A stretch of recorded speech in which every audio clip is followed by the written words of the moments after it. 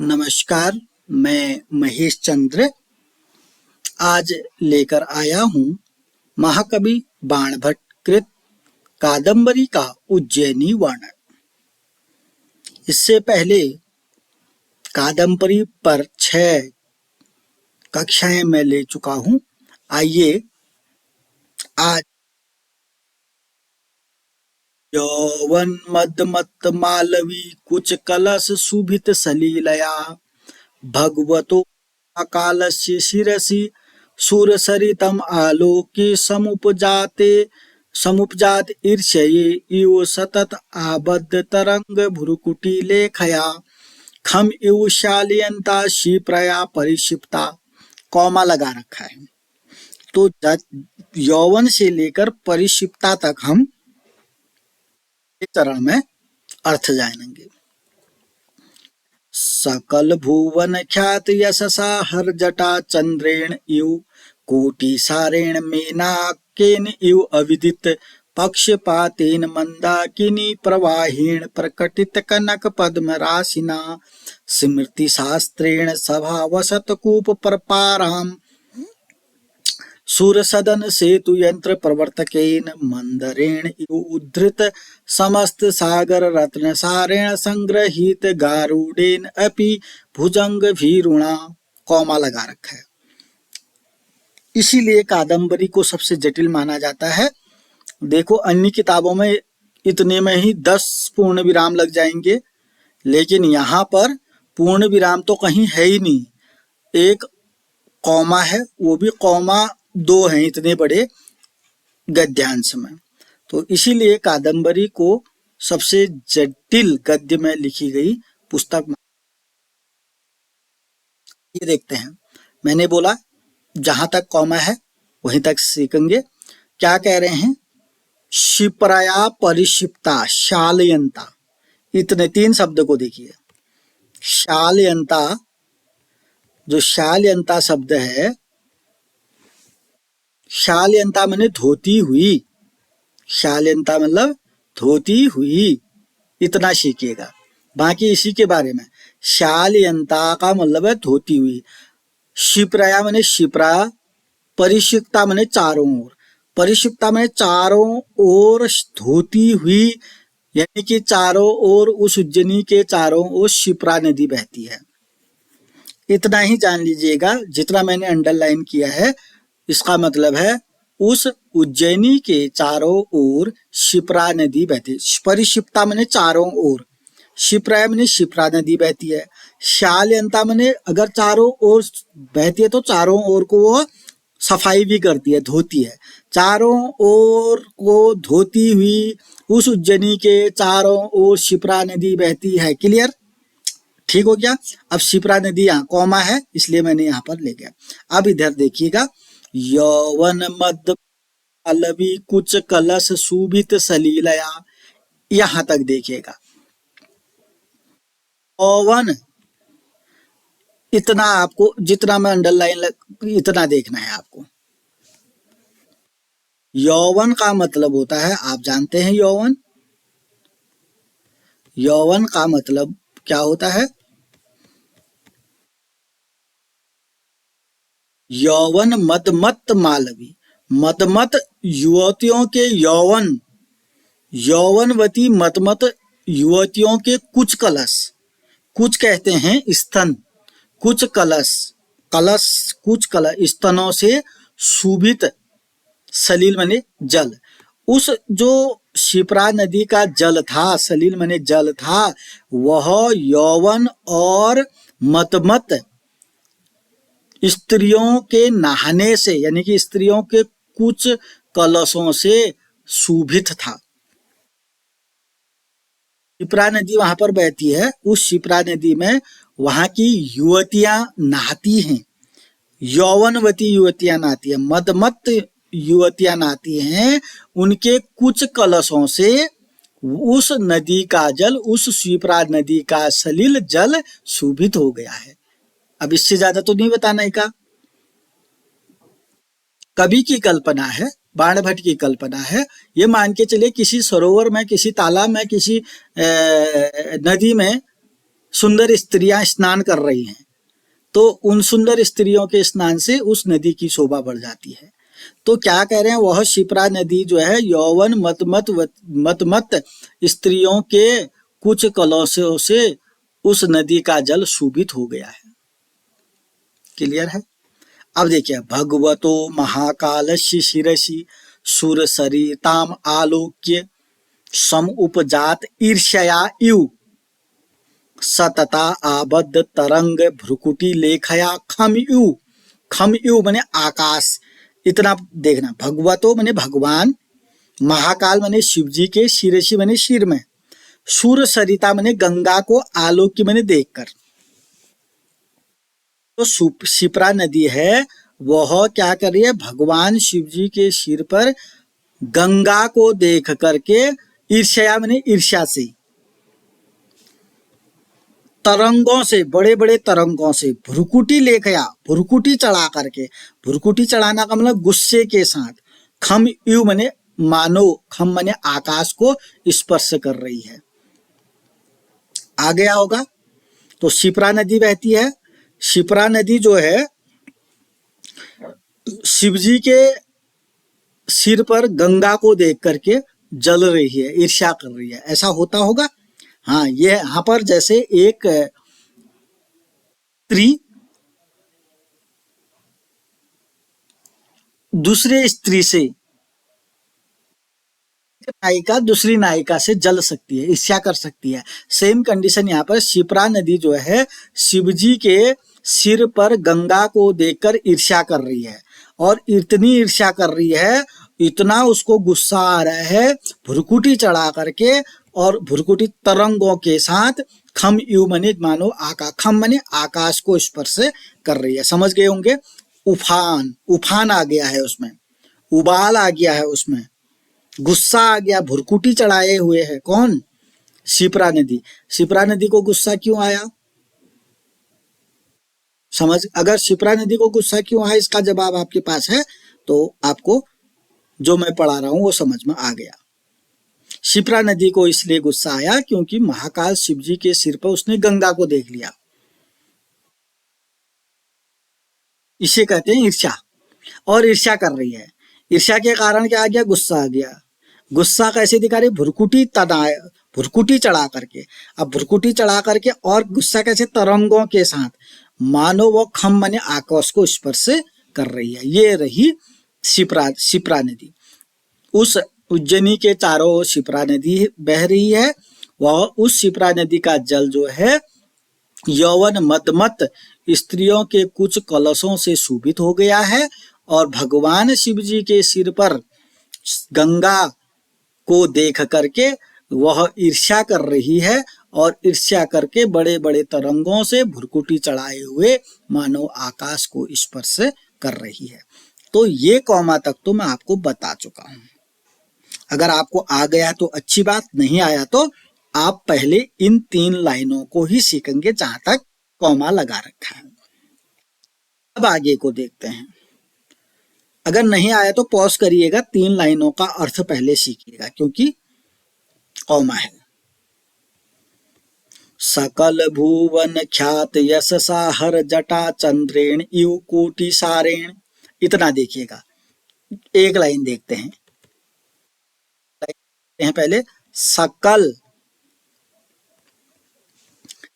भुवन ख्याति यशसा हर जटा चंद्रेणी, हर जटा चंद्रेण यु, हर जटा चंद्रमा के समान, यु मने समान, हर मने शिवजी, जटा और चंद्रमा। जिस जैसे शिवजी के सर पर जटा भी है, चंद्रमा भी है, वो प्रसिद्ध है। हर जटा चंद्रमा के समान वहां के लोग सकल भुवन में, समस्त भुवनों में अपने यश के कारण ख्यात बने प्रसिद्ध हैं।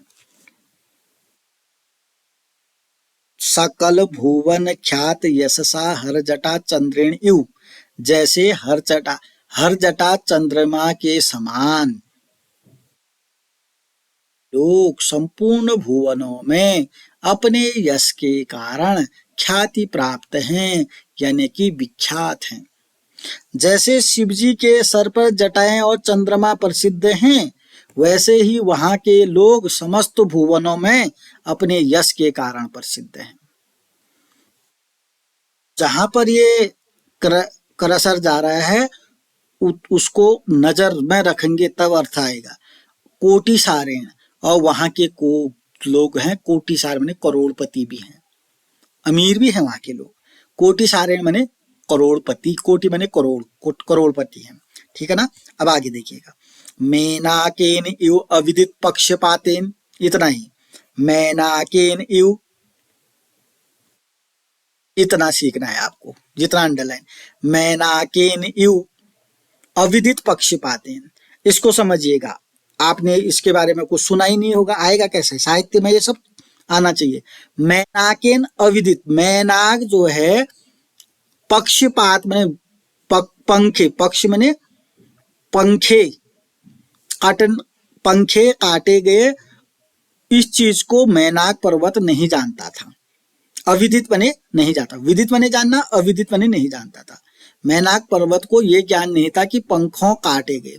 क्यों? अब इसकी कहानी क्या है, इंद्र भगवान ने सभी पर्वतों के पंख काटे थे, ऐसी कथा है। इंद्र भगवान ने सभी पर्वतों के पंख काटे, लेकिन मैनाक पर्वत के पंख नहीं काटे। इसलिए कहा गया मैनाक पर्वत जो है पंखों के कटने से अविदित था, पंख काटे गए, इस पर मैनाक पर्वत को जानकारी नहीं थी।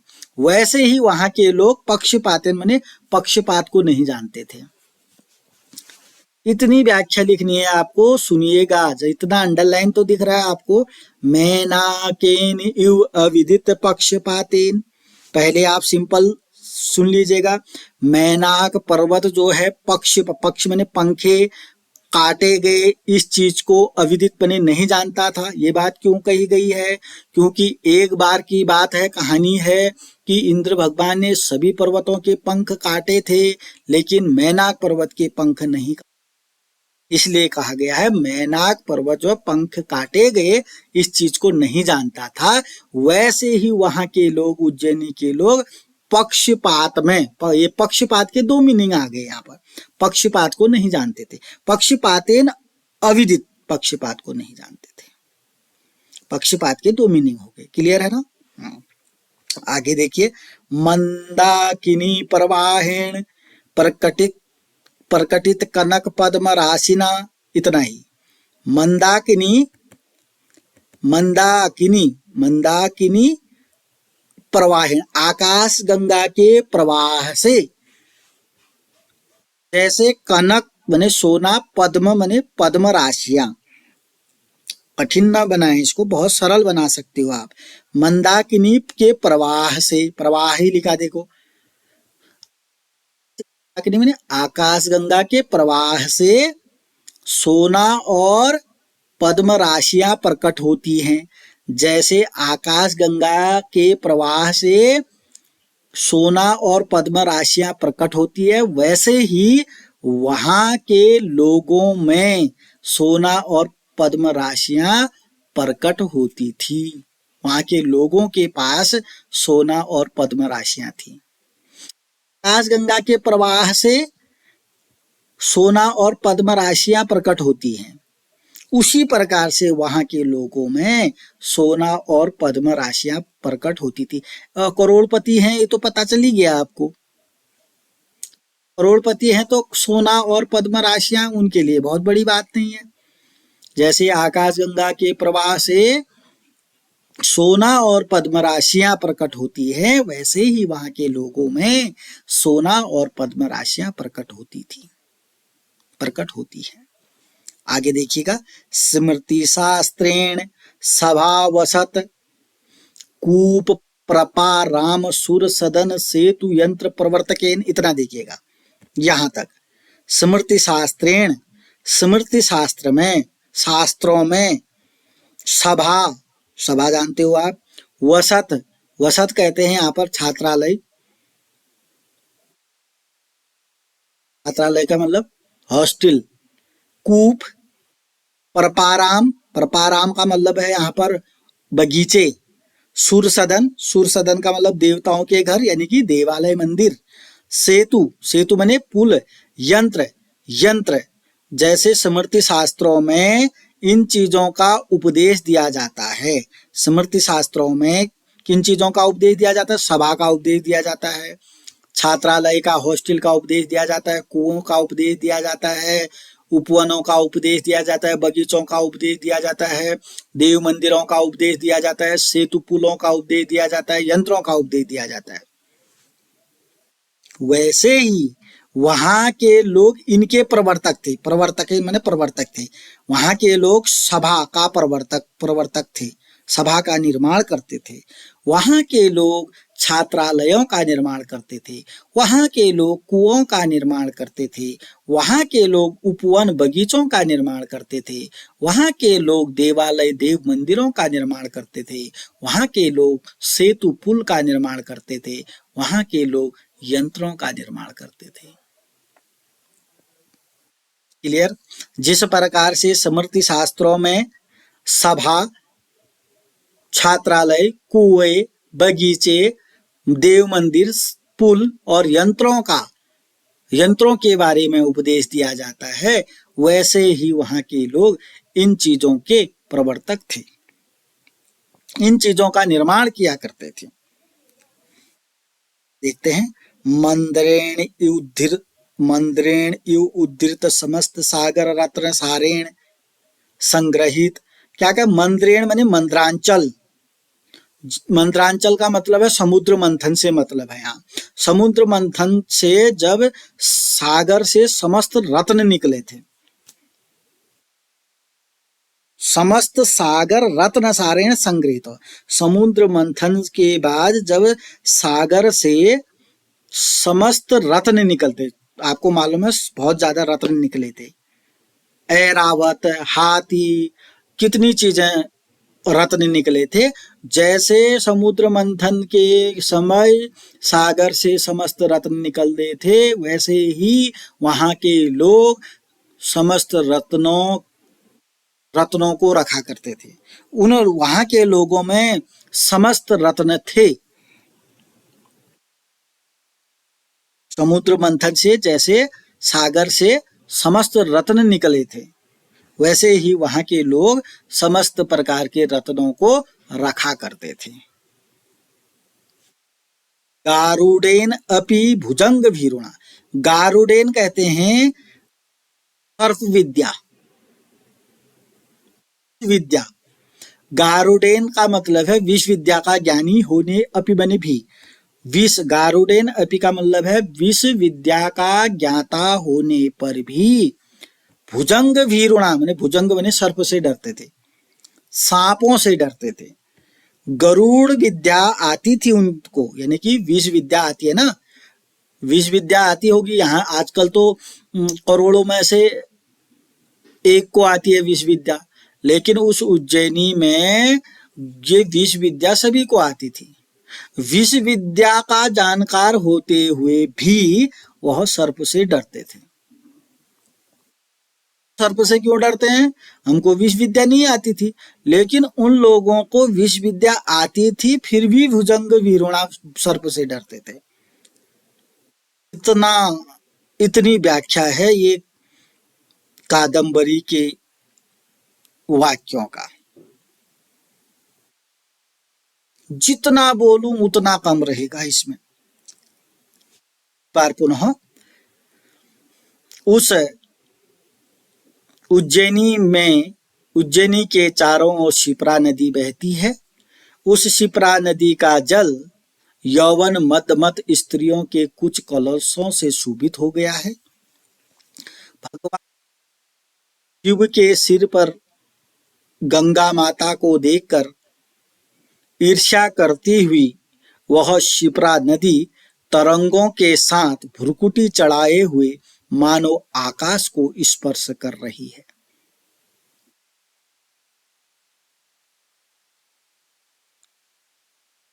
के लोग हर जटा चंद्र के समान, वहां के लोग हर जटा चंद्र के समान समस्त भुवनों में अपने यश के कारण ख्याति प्राप्त हैं, प्रसिद्ध हैं, करोड़पति हैं।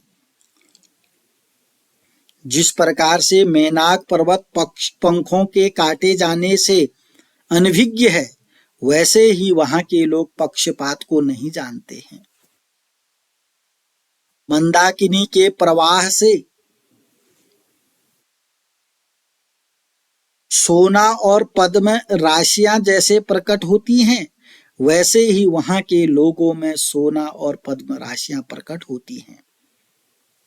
स्मृति शास्त्र जिस प्रकार से सभा, छात्रालय, कुआ, उपवन, देवालय, सेतु और यंत्रों का उपदेश देता है, वैसे ही वहां के लोग इनका प्रवर्तक है, इनका निर्माण करते हैं। अर्थात सभा, छात्रालय, कुएं, उपवन, देवालय, सेतु और यंत्रों का निर्माण करते हैं, प्रवर्तक हैं।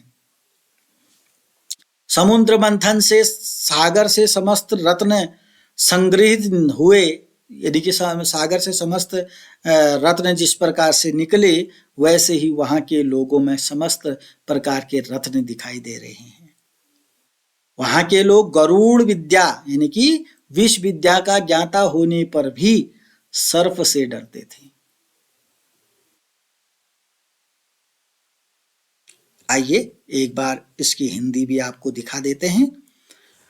उज्जैनी के चारों ओर परिवेष्टित कर शिप्रा नदी प्रवाहित हो रही है। उसका जल यौवन मद से मतवाली मालव देश की स्त्रियों के कुछ कलशों से शोभित हुआ है।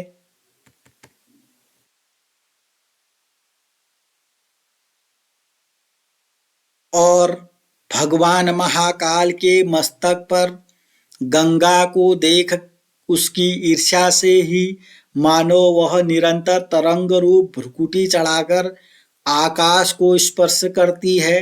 ये यहां तक पूर्ण विराम लगा रखा है, यानी कि शिप्रा नदी की बातें हैं यहां पर।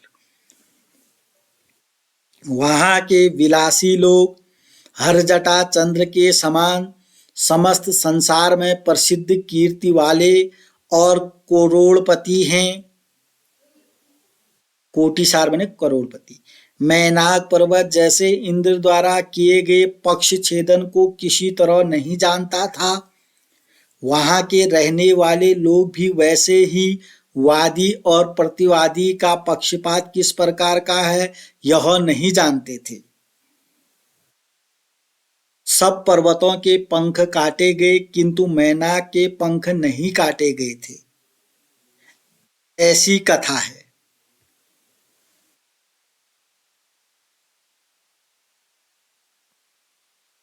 आगे देखिएगा, आकाश गंगा के प्रवाह में जिस प्रकार अगणित सुवर्ण पद्म प्रकाशित हो रहे हैं, इसी प्रकार पद्म संज्ञक सुवर्ण की मुहरें दिखाई देती हैं। स्मृति शास्त्र जिस प्रकार सभा, छात्रालय, कूप, पानीशाला, उपवन, देवालय, पुल तथा यंत्रों का उपदेश देता है, यहाँ के लोग उसी प्रकार इन वस्तुओं की स्थापना करते हैं।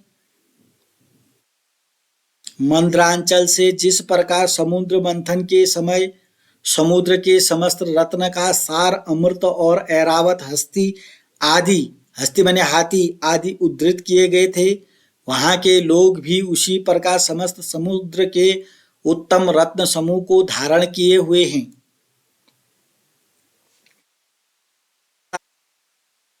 गरुड़ का मंत्र पास होने पर भी वहां के लोग भुजंग संग से डरते हैं। यह विरोधाभास है। परिहार पक्षी में मणि होने पर भी सटों से डरते थे। तो ये रहा। आज देखिएगा वहां पर संस्कृत में एक गद्यांश लिखा गया है और जब हमने उसकी हिंदी लिखी है तो दो गद्यांशों में लिखी गई है। तो इतना, यही इसकी व्याख्या है, यही इसका अनुवाद है। तो यही उज्जैनी का वर्णन है। जब आपके लॉन्ग प्रश्न में उज्जैनी का वर्णन पूछा जाता है तो आप जितना हिंदी अनुवासिका सारा कुछ लिख सकते हैं। और एक बार आप इसको पॉज करके आपने कितना सीखा अच्छे से इसको देख लीजिएगा। बहुत महत्वपूर्ण गद्यांश है, आपको आना चाहिए। एक एक शब्द, एक एक अक्षर, एक एक लाइन सबका आपको अर्थ आना चाहिए। चलिए आज के लिए इतना ही। आज आप कमेंट बॉक्स में मैं 5 प्रश्न नहीं पूछने वाला हूं, 2 ही प्रश्न पूछने वाला हूं। पहला प्रश्न, प्रस्तुत गद्यांश का संदर्भ लिखेंगे कमेंट बॉक्स में। दूसरा प्रश्न, प्रस्तुत गद्यांश का प्रसंग लिखेंगे। अभी तक आपने चैनल को सब्सक्राइब नहीं किया तो सब्सक्राइब करेंगे। वीडियो पसंद आती है तो लाइक करेंगे, कमेंट करेंगे। कमेंट में 2 प्रश्न के अलावा और भी प्रश्न कर सकते हैं। 2 प्रश्नों के उत्तर यानी कि संदर्भ और प्रश्न तो आप प्रसंग आपने लिखना ही है, उसके बाद भी आप कमेंट कर सकते हैं और अपने दोस्तों के साथ वीडियो को शेयर करेंगे। नमस्कार, धन्यवाद।